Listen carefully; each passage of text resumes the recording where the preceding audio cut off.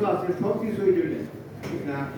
তাই আমাদের দেশের মধ্যে আজকে আমাদের মধ্যে আগুন লাগছে, এখন আগুন লাগার পরে আমরা আগুন নিবানোর জন্য চেষ্টা করি, কে আগে যাবে কে ভোটে যাবে তার চেষ্টা আমরা সেই দিকে আমরা লক্ষ্য না করি। আমাদের একজন কৃষক আছেন আমাদের সিলেটের, উনি বলছেন যে গলে লাগছে আগুন আর ঠেকালো এটা না, একটা কথা আমি তাই বলছি।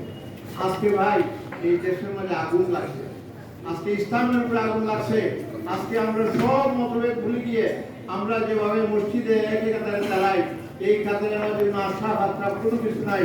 আল্লাহ ইকবাল একটা কথা আছে, একই সফে কারে হে মাহমুদ আয়াল না কুই বন্দা রহে না কুই বন্দা নেওয়াজ।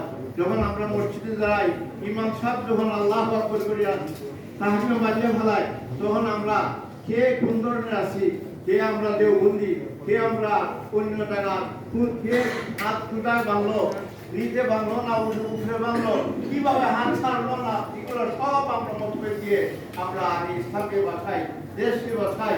আমাদের মুরব্বীরা বলছেন এই দেশকে বাঁচাইতে হলে, ইসলামকে বাঁচাতে হলে শুধু পানি দিলে হবে না, এই ইসলাম নামক বৃক্ষের নিচে কি করতে হবে, রক্ত ঢালতে হবে।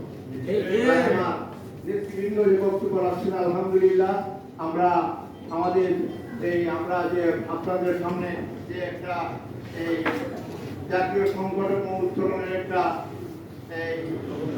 রূপরেখা আমরা সামনে রাখছি, এই রূপরেখা মোতাবেক আমরা একটা কর্মসূচি ইনশাআল্লাহ আমরা ঘোষণা দিব।